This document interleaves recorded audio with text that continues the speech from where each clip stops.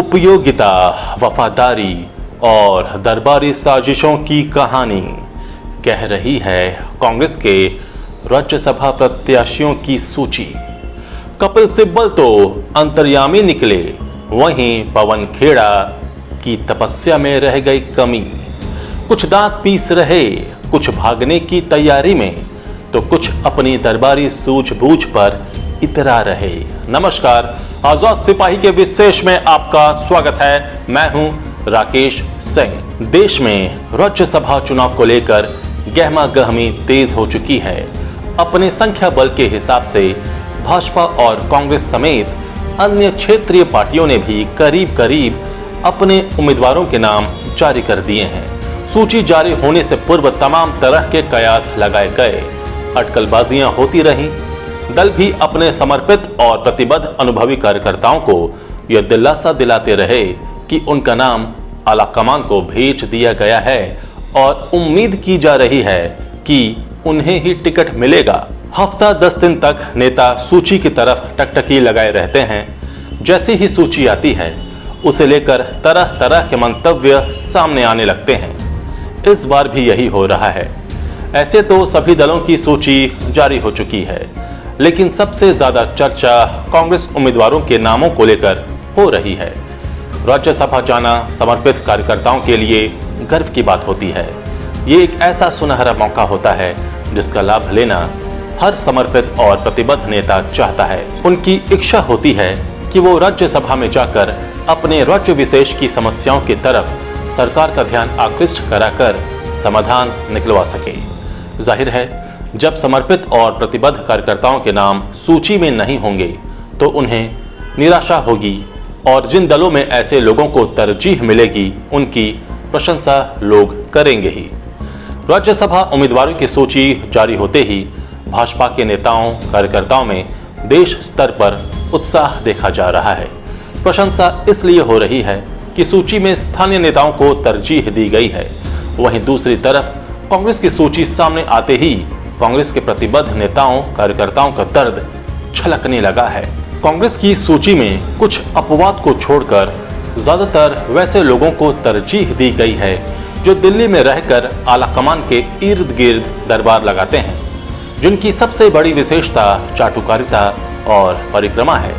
इसमें अधिकांश ऐसे लोगों को जगह मिली है जिन्हें अगर किसी चुनाव में खड़ा कर दिया जाए तो 100 वोट भी लाना मुश्किल होगा। दिल्ली दरबार को छोड़कर अधिकांश की देश स्तर पर कोई पहचान भी नहीं है। पहले कुछ पहचान भी थी तो मोदी की आंधी और कांग्रेस की बंजर राजनीति ने उनके निशान भी मिटा दिए। उन्हें जिन राज्यों से प्रतिनिधित्व दिया गया है उनकी भौगोलिक स्थिति से भी वे वाकिफ नहीं हैं। ऐसे लोग उच्च सदन में जाकर क्षेत्र विशेष, देश, समाज की किस समस्या को मुखर तरीके से उठाएंगे, ये वे ही जाने। कांग्रेस की राज्यसभा उम्मीदवारों की सूची हैरान भी करती है, चौंकाती भी है। लेकिन कांग्रेस के खेल से परिचित पुराने चावलों के लिए ये नया नहीं है। तभी तो कांग्रेस की राज्यसभा सूची उपयोगिता, वफादारी और दरबारी साजिशों की कहानी कह रही है। ये खेल सिर्फ कांग्रेस में खेला जाता है।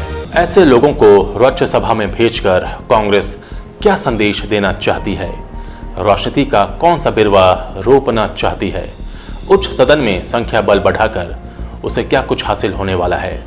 ये सवाल लोगों के मुख से निकल रहे हैं। इन्हीं सवालों और सूची का आकलन करती आजाद सिपाही के विशेष संवाददाता राकेश सिंह यानी मेरी ये विशेष रिपोर्ट। अभी हाल ही में कांग्रेस ने उदयपुर में चिंतन शिविर का आयोजन किया था। उस शिविर में कई फैसले भी लिए गए थे। उदाहरण के तौर पर एक परिवार एक टिकट, युवाओं और सीनियर नेताओं को 50-50% टिकट, महिलाओं, अल्पसंख्यकों, दलितों और आदिवासियों को पर्याप्त प्रतिनिधित्व।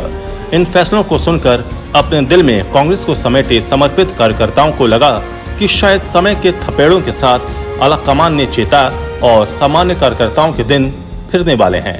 उन फैसलों की मुक्त कंठ से प्रशंसा करते वे थक नहीं रहे थे।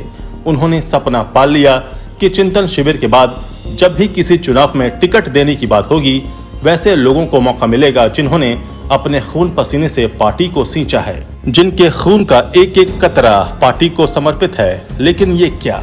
राज्यसभा चुनाव की घोषणा होते ही कांग्रेस के उदयपुर के चिंतन शिविर में लिए गए फैसलों की बलि चढ़ा दी गई। वे फैसले आलाकमान के नोटबुक के किसी कोने में शोभा बढ़ा रहे होंगे। हाल के वर्षों में जिन्होंने कांग्रेस आलाकमान को नजदीक से देखा है वे अचंभित नहीं हैं। कहते हैं होना भी यही था। कांग्रेस जो बोलती है वो करती नहीं और जो वो नहीं बोलती उसकी चिंता किसे है। आलाकमान से तात्पर्य राहुल गांधी से है। कांग्रेस के युवराज राहुल गांधी पार्टी, देश और राजनीति को लेकर कितने गंभीर हैं ये उनके हाल के लंदन के कैम्ब्रिज विश्वविद्यालय दौरे में उजागर हो गया। इंडिया एट 75 कार्यक्रम में एक महिला पत्रकार ने राहुल गांधी से वायलेंस और नॉन वायलेंस के ऊपर सवाल पूछा। देश दुनिया के लोगों की नजरें राहुल गांधी पर टिकी थीं कि इसका वो क्या जवाब देते हैं, क्योंकि उस समय राहुल गांधी एक तरह से देश का ही प्रतिनिधित्व कर रहे थे। सवाल का जवाब देने के लिए उन्होंने अपने माथे पर खूब बल दिया, खूब सोचा, लेकिन अंततः वो कुछ बोल नहीं पाए। थक उब कर वहां उपस्थित दर्शकों ने ताली बजानी शुरू कर दी। ये एक तरह से पुट आउट था। राहुल गांधी के सामने अचानक ये सवाल नहीं आया। आयोजनकर्ता भी राहुल गांधी से परिचित थे। सवाल करने वाली पत्रकार को भी राहुल गांधी जानते थे, यानी जगह भी उन्हीं की, मंच भी उन्हीं का, सवाल पूछने वाली पत्रकार भी उनकी ही विचारधारा वाली थी। लेकिन तब भी राहुल गांधी को समझ नहीं आया कि क्या बोलूं। उन्होंने मुस्कुराकर इतना भर कहा, आई एम थिंकिंग डीपली। शायद राहुल गांधी गहराइयों के सागर में डूब कोई मोतीनुमा जवाब देना चाहते थे। तभी दर्शकों ने हंस दिया। यही हाल कांग्रेस की राज्यसभा लिस्ट का है। कुछ दरबारी खुश हैं तो कुछ अपनी तपस्या में कमी गिनवा रहे हैं। दरअसल राज्यसभा चुनाव को लेकर सभी राजनीतिक पार्टियां अलर्ट मोड में आ चुकी हैं। 15 राज्यों की 57 सीटों पर 10 जून को चुनाव होने हैं। इसके लिए सभी राजनीतिक दलों ने पूरी ताकत झोंक दी है। जिन राज्यों की राज्यसभा सीटों के लिए चुनाव होने हैं उनमें उत्तर प्रदेश, बिहार, झारखंड, छत्तीसगढ़, ओडिशा, आंध्र प्रदेश, तेलंगाना, तमिलनाडु, कर्नाटक, महाराष्ट्र, मध्य प्रदेश, राजस्थान, हरियाणा, पंजाब, उत्तराखंड शामिल हैं। एक नजर कांग्रेस की सूची पर। कांग्रेस ने राज्यसभा चुनाव के लिए 10 उम्मीदवारों की सूची रविवार देर शाम जारी कर दी। इसमें छत्तीसगढ़ से राजीव शुक्ला और रंजीत रंजन, हरियाणा से अजय माकन, कर्नाटक से जयराम रमेश, मध्य प्रदेश से विवेक तनखा, महाराष्ट्र से इमरान प्रतापगढ़ी, राजस्थान से रणदीप सुरजेवाला, मुकुल वासनिक, प्रमोद तिवारी और तमिलनाडु से पी चिदम्बरम के नाम का ऐलान हुआ है। राजीव शुक्ला, प्रमोद तिवारी, मुकुल वासनिक, रणदीप सिंह सुरजेवाला और रंजीत रंजन का नाम सूची में देखकर ये कहा जा सकता है कि सोनिया गांधी वफादारी के इनाम देती हैं। ये ऐसे नाम हैं जो उन राज्यों की भौगोलिक स्थिति से भी वाकिफ नहीं हैं जहां से उन्हें उम्मीदवार बनाया गया है। वहीं जयराम रमेश, पी चिदम्बरम, विवेक तनखा, अजय माकन और इमरान प्रतापगढ़ी ने अपनी उपयोगिता के आधार पर जगह पाई है। महत्वपूर्ण बात यह है कि गुलाम नबी आजाद और आनंद शर्मा के नामों की अनुपस्थिति इसे पेचीदा बना देती है। कांग्रेस के विश्वसनीय सूत्र बताते हैं कि असंतुष्ट नेताओं के बीच जो भी खिचड़ी पकती थी इसकी जानकारी सोनिया गांधी को होती है। शायद कांग्रेस की राज्यसभा लिस्ट में ये नजर भी आ रहा है। राजस्थान में 3 बाहरी रणदीप सुरजेवाला, मुकुल वासनिक, प्रमोद तिवारी और छत्तीसगढ़ से 2 राजीव शुक्ला और रंजीत रंजन का नाम चौंकाने वाला है। साथ ही ये भी कि किसी भी नेता या मुख्यमंत्री में ये साहस नहीं है कि वो आलाकमान के सामने ये कह सके कि उनके राज्यों की प्रतिभा का अनादर कर दूसरों को थोपना उचित नहीं है। सबसे अधिक पीड़ा तो छत्तीसगढ़ और राजस्थान के समर्पित कार्यकर्ताओं नेताओं को हो रही है, जहां अगले साल चुनाव होने हैं और कांग्रेस का स्टेक दांव पर है। राजस्थान के मुख्यमंत्री अशोक गहलोत और छत्तीसगढ़ के मुख्यमंत्री भूपेश बघेल कार्यकर्ताओं के समक्ष चेहरा दिखाने की स्थिति में नहीं है। राज्यसभा उम्मीदवारों के बारे में इन दोनों नेताओं की एक नहीं चली और उनके यहां आयातीत नेताओं को थोप दिया गया। एक तरह से कांग्रेस की लिस्ट दरबार की साजिशों की अभिव्यक्ति है। इन्हीं साजिशों के कारण कपिल सिब्बल जैसे तेज तर्रार नेता ने कांग्रेस को बाय बाय कह दिया और उन्होंने राज्यसभा में जाने के लिए साइकिल की सवारी कर ली। जो कांग्रेसी राज्यसभा सीटों को पाने में विफल रहे हैं उनमें से कुछ लोग अगर कांग्रेस से किनारा कर लें तो कोई आश्चर्य की बात नहीं होगी। कांग्रेस की सूची जारी होने के बाद उनके एक वफादार दरबारी पवन खेड़ा की पीड़ा ट्वीट के माध्यम से निकली, जो वायरल भी हो रही है। उन्होंने रात 11 बजे ट्वीट किया कि शायद मेरी तपस्या में कुछ कमी रह गई। वहीं उनके ट्वीट पर अभिनेत्री और कांग्रेस नेता नगमा ने रीट्वीट कर लिखा कि हमारी भी 18 साल की तपस्या कम पड़ गई इमरान भाई के आगे। यहाँ इमरान भाई का मतलब इमरान प्रतापगढ़ी से है, जिन्हें कांग्रेस ने महाराष्ट्र से अपना उम्मीदवार घोषित किया है। कांग्रेस की सूची को लेकर कानाफूसी और आलोचना इसलिए हो रही है कि इसमें 10 में से 6 लोग ब्राह्मण जाति से हैं और ओबीसी को एक भी सीट नहीं दी गई है। ब्राह्मणों को बड़े पैमाने पर टिकट देने के कारण एक बड़ा खेमा नाराज है।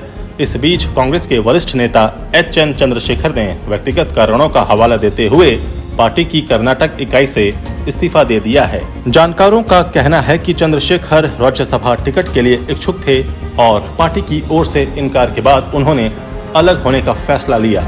एक नजर भाजपा उम्मीदवारों की सूची पर। भाजपा ने उत्तर प्रदेश, झारखंड समेत 10 राज्यों से 18 लोगों को उम्मीदवार बनाया है।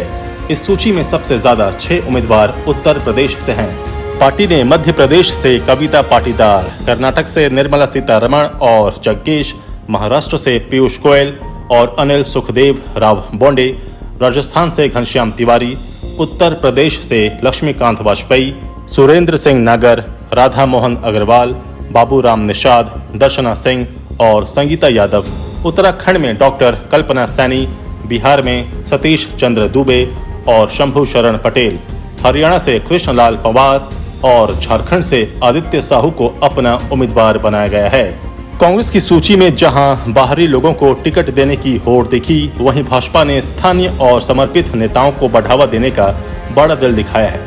भाजपा ने राजस्थान से भाजपा के 6 बार विधायक रहे घनश्याम तिवारी को अपना उम्मीदवार बनाया है।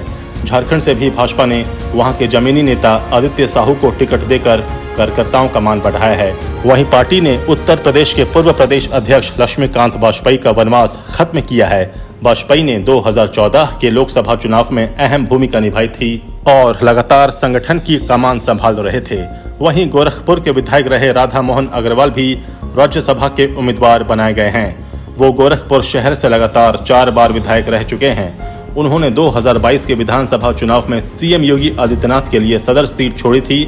संगीता यादव गोरखपुर के चौरी चौरा से भाजपा की विधायक रह चुकी हैं। इस बार विधानसभा चुनाव में इनका टिकट काट दिया गया है।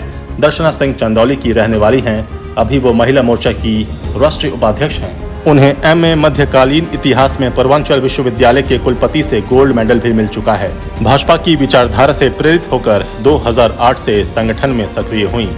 सुरेंद्र नागर 2008 से 2014 तक गौतम बुद्ध नगर सीट से बसपा के टिकट पर सांसद रह चुके हैं। इसके बाद 2019 तक राज्यसभा सांसद रहे।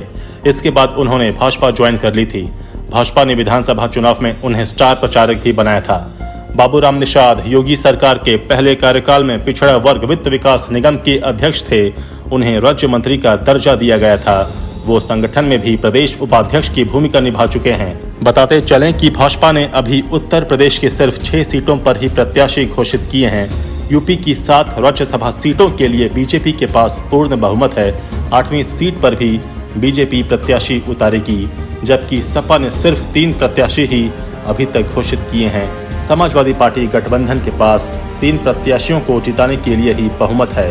भाजपा की उत्तर प्रदेश सूची में सभी जातियों के प्रतिनिधित्व का ख्याल रखा गया है। सपा पहले ही तय कर चुकी है 3 नाम। समाजवादी पार्टी पहले ही 3 नामों पर मुहर लगा चुकी है। इसमें सीनियर कांग्रेसी नेता और पूर्व केंद्रीय मंत्री वरिष्ठ वकील कपिल सिब्बल का नाम सबसे पहले आया। उनके बाद सपा ने जावेद अली खान का नाम सामने लाया। दोनों ही उम्मीदवारों ने नामांकन कर दिया है। इनके अलावा अखिलेश यादव ने विधानसभा चुनाव में सहयोगी दल रहे राष्ट्रीय लोक दल के अध्यक्ष जयंत चौधरी को भी उम्मीदवार बनाया है। बता दें कि सपा की ओर से पहले तीसरी सीट पर डिंपल यादव को उतारने की चर्चा थी, लेकिन अखिलेश ने डिंपल की जगह जयंत चौधरी को चुना। झारखंड के खीरू महतो को बिहार से टिकट। जदयू के प्रदेश अध्यक्ष खीरू महतो को नीतीश कुमार ने बिहार से राज्यसभा उम्मीदवार बनाया है। वहां आरसीपी सिंह का टिकट कट गया है।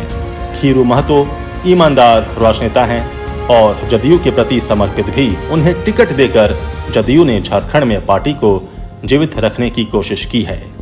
झारखंड मुक्ति मोर्चा ने महुआ माझी को राज्यसभा उम्मीदवार बनाया। राज्यसभा चुनाव को लेकर झारखंड में कांग्रेस और जेएमएम के बीच उम्मीदवार को लेकर सस्पेंस बरकरार था। सीएम हेमंत सोरेन ने सोमवार को प्रेस कॉन्फ्रेंस कर खुद महुआ माझी के नाम की घोषणा कर दी। महुआ माझी जेएमएम की समर्पित नेता हैं। जेएमएम ने महिला प्रत्याशी को टिकट देकर एक मैसेज भी दिया है। कांग्रेस लगातार इस सीट के लिए झामुमो पर दबाव बना रही थी। शनिवार रात सोनिया गांधी और हेमंत सोरेन की मुलाकात भी हुई थी। उसके बाद लगा कि ये सीट शायद कांग्रेस के पाले में जाए, लेकिन सोमवार को हेमंत सोरेन ने महुआ माझी के नाम की घोषणा करके कांग्रेस को चौंका दिया। अब कांग्रेस के पास रुदन क्रंदन के अलावा कोई चारा नहीं है। वो इसके अलावा और भला क्या कह सकती है कि हेमंत सोरेन ने सोनिया गांधी के सामने कांग्रेस उम्मीदवार के नाम पर हामी भरी थी। वो रांची आए और पलट गए। इसी पर कांग्रेस विधायक डॉक्टर इरफान अंसारी का दर्द छलक गया। वो ट्वीट कर लिखते हैं, पत्थर तो हजारों ने मुझे मारे थे, जो दिल पर आके लगा वो एक दोस्त ने मारा था। उन्होंने राज्यसभा इलेक्शन 2022 का हैशटैग भी यूज किया है। उन्होंने हेमंत सोरेन और अविनाश पांडे को टैग भी किया है। इस पर लोग अपनी अपनी प्रतिक्रिया भी दे रहे हैं। जहां तक हेमंत सोरेन की बात है, महुआ माझी को टिकट देकर उन्होंने साफ संदेश दिया है कि झामुमो अपने समर्पित कार्यकर्ताओं नेताओं की कद्र करता है। अब झारखंड में आयातित नेता नहीं चलेंगे। आजाद सिपाही के विशेष में अभी इतना ही। आप हमारे इस YouTube चैनल को जरूर सब्सक्राइब करें। आप हमारे Facebook पेज को भी जरूर फॉलो करें। और भी अधिक खबरों के लिए आप पढ़ते रहिए अपना लोकप्रिय दैनिक अखबार आजाद सिपाही।